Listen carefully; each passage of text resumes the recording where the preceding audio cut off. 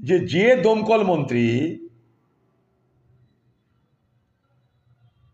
মেসির জন্য 70 foot statue বানাতে দ্বিধা করে না, নিজের পরিবারের আত্মীয় স্বজন গোষ্ঠী ভাগনা ভাগ্নিকে নিয়ে খেলার 12টা বাজিয়ে চলে যায়, কোটি কোটি টাকা কামিয়ে নেয়,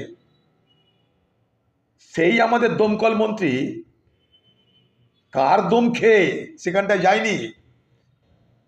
সেখানে যেতে তার 32 ঘন্টা দেরি হলো কেন? কেন সে 32 ঘন্টা পর সেখানে গেছে? এই দায়িত্ব জ্ঞানহীনতার জন্য তাকে এক্ষুনি মন্ত্রক থেকে তাড়িয়ে দেওয়া উচিত।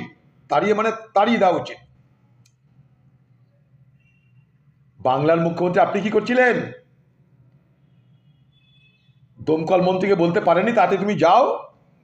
আপনি নিজে গেছিলেন, খোকাবাবু গেছিল, 10 লাখ টাকা করে দিয়ে দিবেন।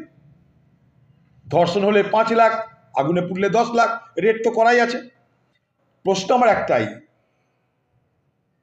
যে বাংলার এই সর্বনাশ করার অধিকার আপনাকে কে দিয়েছে? আপনাদের কে দিয়েছে? বিনা লাইসেন্সে, বিনা ফায়ার অডিট করে এই রকমের মানুষের জীবন নিয়ে ছিনিবিনি খেলার অধিকার কে দিয়েছে? এই দমকল মন্ত্রী এবং সমস্ত আধিকারিক যাদের চোখের সামনে এই ধরনের বেআইনিভাবে কারবার গড়ে উঠেছে, তাদের সকলের যাবজ্জীবন সাজা হওয়া দরকার।